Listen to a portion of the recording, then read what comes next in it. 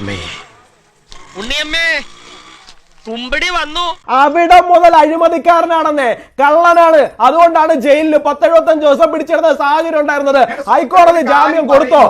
നല്ലോണം കിട്ടിയോ? സാമാന്യം ഭേദപ്പെട്ട രീതിയിൽ. എന്താടോ കാര്യം? What is the reason? എല്ലാ സംസ്ഥാനങ്ങളിലും നമ്മൾ തിരഞ്ഞെടുപ്പിനെ അഭിമുഖീകരിക്കുന്ന സമയത്ത് അവിടെ ക്ഷേമ പദ്ധതികൾക്ക് വേണ്ടിയിട്ട് വളരെ പ്രത്യേകമായിട്ടുള്ള സ്കീമുകൾ തന്നെ പ്രഖ്യാപിച്ചിട്ടുണ്ട്. ഇന്ന് നമുക്ക് ഇവിടെ തന്നെ കൂടാ, എല്ലാം അറിഞ്ഞിട്ട് തന്നെ കാര്യം. തമ്പി 2 കസേര എടുത്ത് പുറത്തേക്ക് ഇടുക. ഈ ഉത്തരം താങ്ങുന്ന പല്ലി എന്നൊക്കെ പറയുന്നത് പോലെ തന്നെ ഞാനിത് താങ്ങി പിടിച്ചിരിക്കുന്നത് കൊണ്ടാണ് ഈ മേൽക്കൂര ഇവിടെ നിലനിൽക്കുന്നത് എന്നുള്ള അർത്ഥത്തിൽ എന്തോ കുത്തി പറയുന്ന പോലെ എനിക്ക് ഫീൽ ചെയ്യുന്നുണ്ട് കേട്ടോ.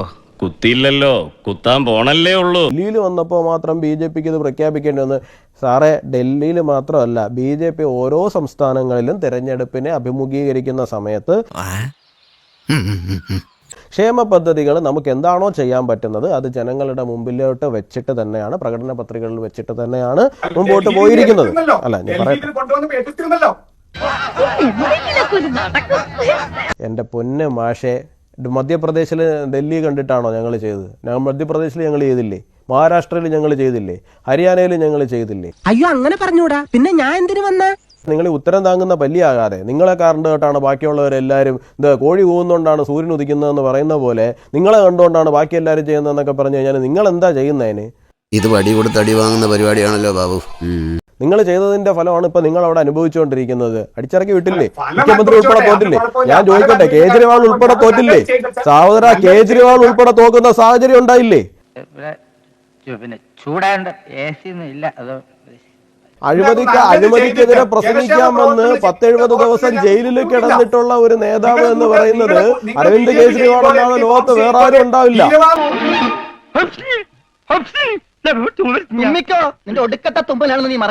അഴിമതിക്കെതിരെ ഒരു രാഷ്ട്രീയ പാർട്ടി തുടങ്ങിയിട്ട് ഏറ്റവും അവസാനം അഴിമതി കേസിൽ തന്നെ ജയിലിൽ പോകുന്ന നാണക്കേടുണ്ടായിട്ടുള്ള ഇന്ത്യയിലെ ഒരേ മുഖ്യമന്ത്രി എന്ന് പറയുന്നത് അരവിന്ദ് കെജ്രിവാൾ ആയിരിക്കും.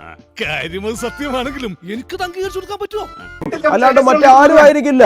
അതുകൊണ്ട് വെറുതെ ഇരുന്നുകൊണ്ട് ഗീർവാൺ അടിക്കുക നമ്മളെ. ഗീർവാൺ അടിക്കുന്നത് നിങ്ങളുടെ നേതാവായിരുന്നു സാറേ. ദൈവമേ, മൂർഖനെയാണല്ലോ ചവിട്ടിയത്. തോറ്റുപോയത്. അതുകൊണ്ടാണ് ഒരു രാഷ്ട്രീയ പാർട്ടി തെരഞ്ഞെടുപ്പ് നോക്കുന്നതൊക്കെ നമുക്ക് മനസ്സിലാവും സാറേ. ഒരു രാഷ്ട്രീയ പാർട്ടി തെരഞ്ഞെടുപ്പ് നോക്കുന്നതൊക്കെ മനസ്സിലാവും. നിങ്ങളുടെ രാഷ്ട്രീയ പാർട്ടി ഉണ്ടാക്കി അതിന്റെ മുഖമായിരുന്ന ആള് തന്നെ തോറ്റുപോയി. എന്നിട്ട് നിർത്താറായില്ലേ? ഗീർവാൺ അടികാരനാണ്.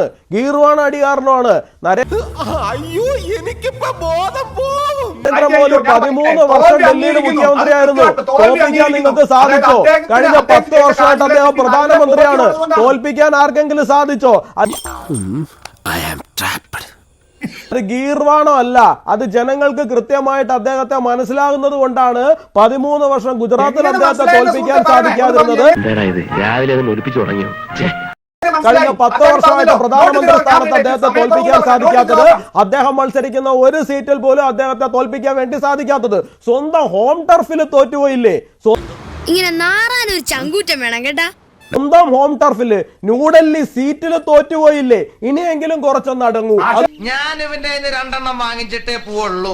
ഗീർവാൺ അടിക്കുന്നത് ആരാണെന്നുള്ള കാര്യം ഡൽഹിയിലെ ജനത കാണിച്ചു തന്നിട്ടുണ്ട്. ഇനിയെങ്കിലും പോയി അത് കണ്ടിട്ട് പഠിക്കാൻ പറയൂ. പിന്നെ ഞാൻ ആ കാര്യം ചോദിക്കട്ടെ,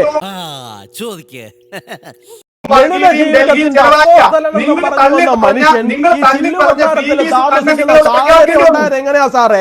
ഡൽഹിയിലെ ജനത ഇത് മുഴുവൻ കണ്ടോണ്ടിരിക്കാന്നേ. ആൾക്ക് തീരെ വിദ്യാഭ്യാസം വിവരമൊന്നും ഇല്ലേ, വിഡ്ഢിത്തിരെ പറയുള്ളൂ. ഡൽഹിയിലെ ജനത ഇത് മുഴുവൻ കണ്ടോണ്ടിരിക്കുക. അയ്യോ, 38 സൈസ് ഷർട്ട് ഇടേണ്ട ആള് 42 സൈസ് ഷർട്ട് ഇടുള്ളൂ. എന്തിനാ? കോമൺ മാൻ ആണെന്ന് കാണിക്കാൻ വേണ്ടിട്ട്. 42 തികയില്ല, 44 അവസ്ഥയിലേക്കാണ് ആള് പോകുന്നത്. അതിന്റെ ഫലമാണ് ഡൽഹിയിൽ അനുഭവിച്ചുകൊണ്ടിരിക്കുന്നത്.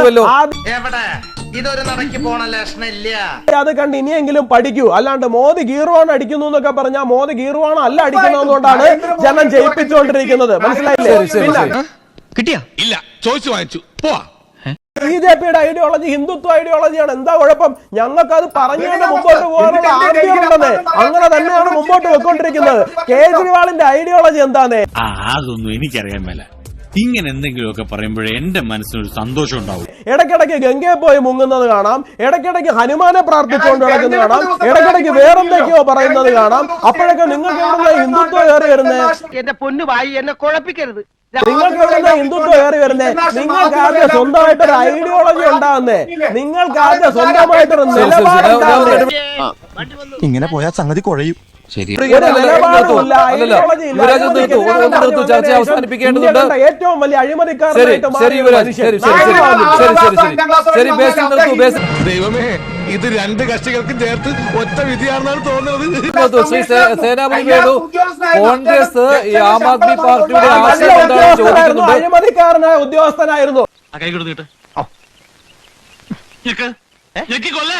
ഇപ്പോഴാ അരവിന്ദ് കെജ്രിവാളിന് മാത്രം ഡൽഹിക്ക് പുറത്തേക്ക് ട്രാൻസ്ഫർ കിട്ടില്ല. അമ്മാതിരി അഴിമതിക്കാരനായിരുന്നു, അമ്മാതിരി സ്വാധീനമാണ് എന്തിനാടാ ഇങ്ങനെ ഓരിയിടുന്നത്? അയാൾ കാണിച്ചുകൊണ്ടിരുന്നത്. ആ അഴിമതി മുഖ്യമന്ത്രി കസേരയിൽ വന്നിരുന്ന് കാണിക്കാൻ തുടങ്ങിയപ്പോ പിടിച്ചകത്തിട്ടു, അത്രേ ഉള്ളൂ. ഇതല്ല ഞാൻ തെളിയിക്കാൻ വന്നത്, ഇതല്ല. എടാ ഒന്ന് ശരിയാക്കണം. ഇത് കേട്ട് നോക്കണം. നിങ്ങൾ പറയുന്നതല്ലേ അഴിമതിയിൽ എവിടെ വിശേഷിക്കപ്പെട്ടിട്ടുണ്ടോ? നിങ്ങൾ പറയുന്നതല്ലേ, വെറുതെ നിങ്ങൾ പറയുന്ന കാര്യം നിങ്ങൾ എവിടെയെങ്കിലും വിശേഷിക്കപ്പെട്ട കാര്യം പറയാവോ? അദ്ദേഹം ലക്ഷങ്ങള് ശമ്പളം വാങ്ങിയിരുന്ന അദ്ദേഹം 10-15 വർഷം ഡൽഹിയിലെ ചേരികളിൽ ജനങ്ങളോടൊപ്പം പ്രവർത്തിച്ച് കിടന്നവൻ. അദ്ദേഹത്തിന് ഈ മുഖ്യമന്ത്രി എന്റെ നമ്പരായി എനിക്കുള്ളത് മേടിച്ചിട്ട് വരാം.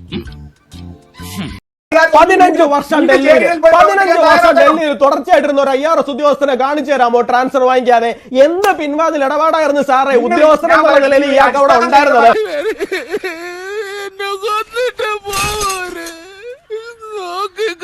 കൂടുതൽ പറയിപ്പിക്കല്ലേ. നിങ്ങളുടെ അഴിമതി വിരുദ്ധ അപ്പോസ്തലന്റെ മുഖം മൂടി ഓരോന്നായിട്ട് ഇവിടെ അഴിഞ്ഞു വീഴും. നിങ്ങൾ തന്നെ ഞാൻ കുറച്ചു നേരത്തെ പറഞ്ഞതിന്റെ തുടർച്ചയാണ് നിങ്ങൾ പറഞ്ഞത്. നിർത്തി അവമാനിക്കുവാണെന്ന്. 15 വർഷം ഡൽഹിയിൽ ഒരു IRS ഉദ്യോഗസ്ഥന് ട്രാൻസ്ഫർ പോലും ലഭിക്കാതെ ഇരിക്കണമെന്നുണ്ടെങ്കിൽ അയാൾ എന്ത് തരം പിൻവാതിൽ സ്വാധീനമായിരിക്കും അവിടെ നടത്തിയിരിക്കുന്ന? അവിടെ മുതൽ അഴിമതിക്കാരനാണെന്നേ, കള്ളനാണ്. അതുകൊണ്ടാണ് ജയിലിൽ 10-75 ദിവസം പിടിച്ചെടുത്ത സാഹചര്യം ഉണ്ടായിരുന്നത്. ഹൈക്കോടതി ജാമ്യം കൊടുത്തോ? ഞാനൊരു സത്യം പറഞ്ഞ് വിശ്വസിക്കൂ. എനിക്കത് ഓർമ്മയില്ല. ഹൈക്കോടതി പറഞ്ഞു വെച്ചത് പോയപ്പോ ഇവൻ നമ്മൾ നാളെ എടുത്തോണ കേട്ടാ. ഇയാളിൽ നിന്ന് കിട്ടാനുള്ള എല്ലാം എടുത്തൊന്നും ഫ്ലൈറ്റ് പിടിച്ച് എന്താണ് ഓടിപ്പോകുന്ന ഫ്ലൈറ്റ് റിസ്ക് കാറ്റഗറിയിൽ പെടുത്തേണ്ട ആളല്ലെന്നും മുഖ്യമന്ത്രി ആയിരുന്ന ആളാണെന്നും അതുകൊണ്ട് മാത്രം ജാമ്യം എന്നും പറഞ്ഞാണ് കൊടുത്തിരിക്കുന്നത്. എന്തായാലും കലക്കിട നിന്നെ ഞങ്ങൾ സമ്മതിച്ചു തന്നിരിക്കുന്നു. ട്രയൽ നടക്കട്ടെന്നേ. നിങ്ങളുടെ അഴിമതിക്കാരൻ നേതാവ് പുറത്തിറങ്ങി നടക്കാനൊന്നും പോകുന്നില്ല. സ്വാധീനമുള്ള ഒരാളെ ഈ വേണ്ടാത്ത കാര്യങ്ങൾ പറയല്ലേ. ജയിലിൽ കിടന്നുണ്ടെങ്കിൽ ആള് കള്ളനാണെന്നും എനിക്കറിയാൻ മേലാത്തോണ്ട് ചോദിക്കുക. താൻ ആരുവാ? അഴിമതിക്കാരനാണെന്നും ബോധ്യമുള്ളതുകൊണ്ടാണ് ആദ്യം ഇതുപോലുള്ള കള്ളനെ, അഴിമതിക്കാരനെ, കൊള്ളക്കാരനെ ഡൽഹിയെ കൊള്ളയടിച്ച് ശീഷ്മവല്ല ചില്ലു കൊട്ടാരങ്ങളിൽ താമസിച്ചിരുന്ന ഇത്തരം കപട രാഷ്ട്രീയക്കാരനെ പിന്താങ്ങുന്നത് നിർത്തൂ. ഇങ്ങനെയാണെങ്കിൽ ഞാൻ കളിക്കല്ല, ഞാൻ നേരെ ചിറാപുഞ്ചിയിൽ പോയി മണം വിൽക്കാൻ പോണു. അയാളുടെ ഗീർവാണ അടികള് കേട്ടുകൊണ്ട് ഇവിടെ വന്നിരുന്ന്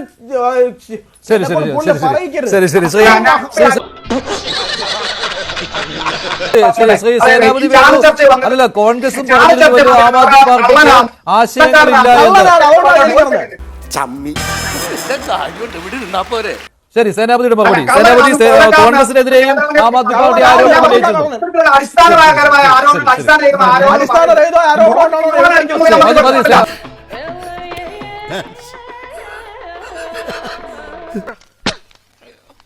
കിട്ടിയ മുതലും പലിശ ചേർത്ത് കിട്ടി. ആരും കണ്ടില്ല. വാ, തൽക്കാലം ഇത്രയും മതി. വരട്ടെ.